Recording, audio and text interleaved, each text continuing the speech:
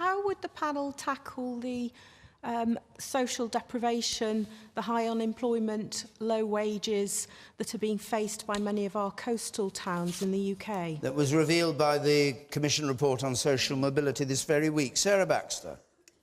Well, I'd start with looking at education, because very often the coastal towns are falling behind in schools. Now, there are ways to reform that, and London's been pretty good at it, actually, by introducing a variety of types of schools, free schools, academies, etc. A lot of choice. I think standards need to be raised right from the start. We heard the Ofsted chief this week saying that early education is not good in this country. People aren't even learning the basics of reading and writing. Now, that's just at the very basic level. Take some time to work through. I'd like to see more investment. Maybe we'll come on to talk about the railways, but I'd love to see more infrastructure. We'll talk about it now. You're free to answer the question any way you choose. If you want to talk about the railways, you talk about the railways. Well, we're no longer living in that age of the car foreseen by Beeching, and I think we should start developing not just more branch lines, but also the HS3 connecting the, Liverpool to Hull and regenerate the whole of the north. I'd like to see a Yorkshire mayor. I don't know how you guys feel about that, but I think that mayors can be, well, in my experience in London and in Manchester, they can be a good way of providing inward investment into a region and also generating a kind of cohesion and can-do spirit. So I'm for it. Fiona Beardsley, what are you actually driving at here? What is it like? What is it that this social mobility report produced that you feel strongly about? I mean, I think it's obvious to us in Scarborough that we know this is happening locally and we face these problems daily. Our young people can't find employment. Our employment is very seasonal. We are very isolated by our transport links as well, which deters businesses from moving here and investing in the town. You, sir, over there, do you agree with that? Yeah, I agree, because the major road that comes into Scarborough is the A64, and if you go down that road, there's sections of it that are single carriageway, and if you go to somewhere similar, like, say, Blackpool, it's a major motorway going into Blackpool, so it puts lots of businesses off because it's just so difficult to get the transport in and out of Scarborough, and it's ridiculous that a town like Scarborough has such a terrible road going into it. And you, sir, what do you think? Yeah, it's about education. We, as a country, are short of skilled people. Now, at school, when we were at school at 13, 14, our teachers knew how far we could go. Now, I think at 14, most of the teachers should be able to tell pupils and say, you can go on, you will go to university. Some of the people who are not clever enough to go to university, but have got the hands and can go into trades.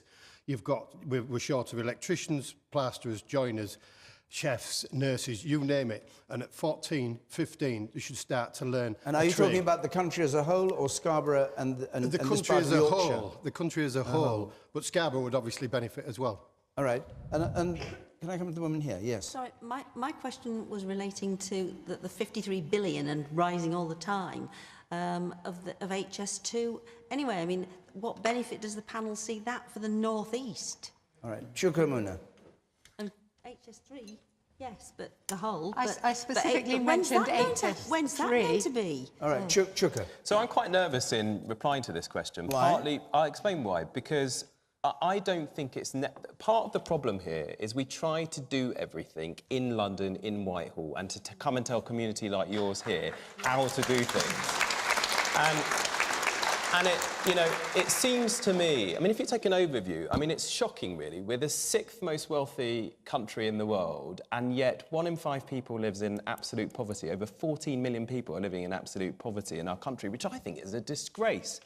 But how do you deal with that? You need proper local industrial strategies. And why I say you need to decide that here is that you know what it is about your unique geography, history and people that gives you a cutting edge and gives you a niche in a big global economy. I visited another area like this, Clacton-on-Sea, a couple of years ago, and they are going through change there as well. was massively based on tourism before. There was a big Butlins there that shut down in 1983, and then they were left with not many new industries. But now, because of the geography and the place, they've turned it into this renewable energy hub, big wind farms just outside of Clacton-on-Sea. But they know how to do that. And I think what we have to do, people in the centre, in government, have to give you the tools to do that. But I totally agree with the point that the gentleman made about skills. And we've got to end the snobbery in this country that says if you go to university, that is better than becoming an apprentice and doing a vocational or educational qualification. And there's a really big problem there's a real crisis on the apprenticeship front, because over the last quarter, the number of apprenticeship starts has fallen by 70%. We're not going to solve these problems out with that type of thing happening. All right, the woman here in the second row. And I'll come to you, Yannis. I don't necessarily think that education is the answer. I have 3 degrees, and today I nearly didn't get here because I had to travel home from Newcastle, where I work, and the train got delayed. I travel up and down to Newcastle and up and down to London, and also around all of the coastal towns and cities in England as part of my job, and it's the same. It can take me 10 hours on a train to get from here to Cornwall. I can fly to the Middle East in less time than that takes. We do not have adequate transport links. It's just not there. And how can you expect investment to happen and businesses to want to develop in areas like this, regardless of what the business is, if they haven't got the ability to get there? And therefore, what's the point in being educated if you can't work where you live? Yannis Varoufakis. I agree with much of what I heard about the importance of strong regional governance, whether this is a mayorship or I would actually like regional assemblies. I would like a more federal kingdom to emerge and to complete the devolution that Tony Blair left incomplete. Yeah.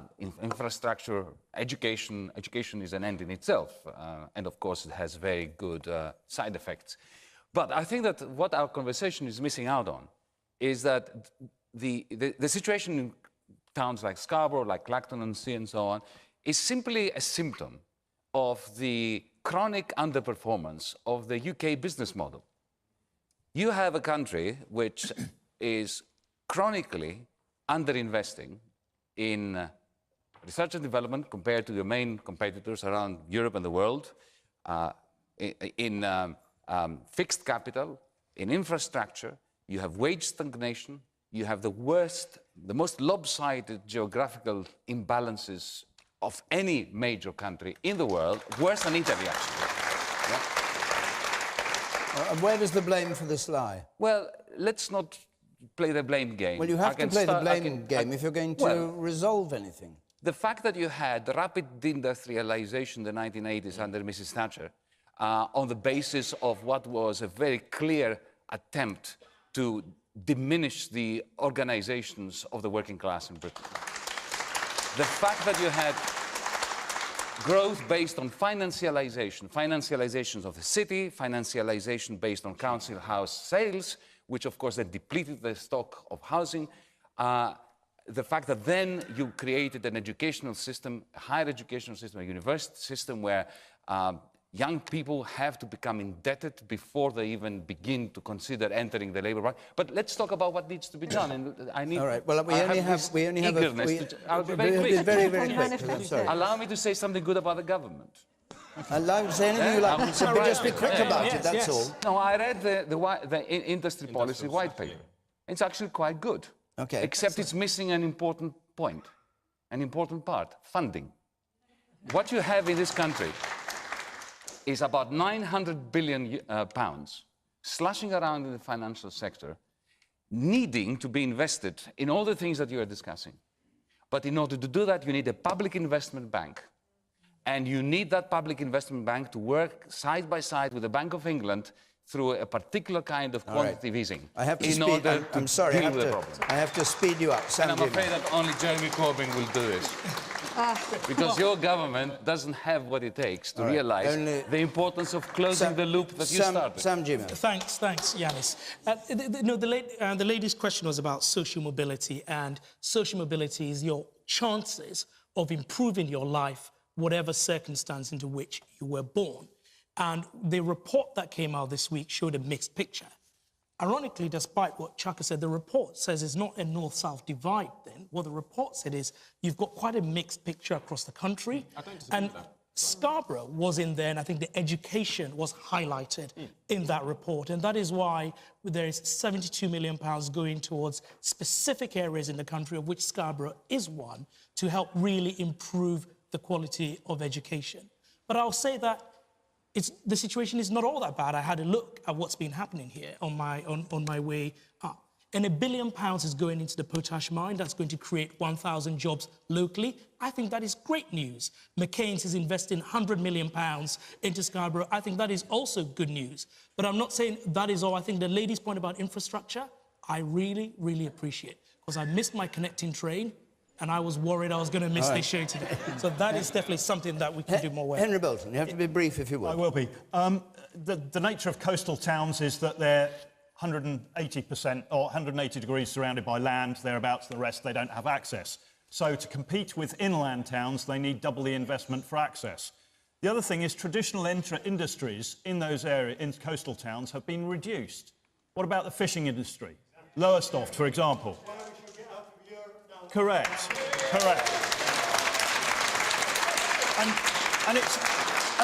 And what Chaka says about having to listen to coastal communities, you know, I totally agree. But the reason that coastal communities are in the state that they are is because successive governments of different colours have been ignoring the concerns of local communities for too long, on everything from infrastructure to jobs to education to the rule of law. So it's a succession of problems.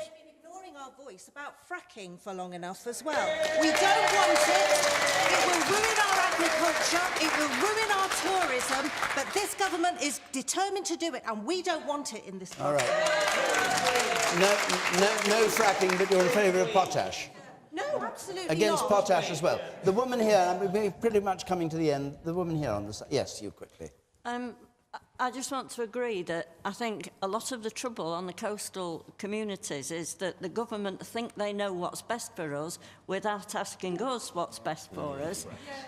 Even to the point where they said you can have electrification of the railway line from Liverpool to the East Coast, except it wasn't. It was going to stop in York. At the moment, we can get right through. When we get electrification, we will have to change trains. OK. Now, look, we've got to stop, but I want you to hear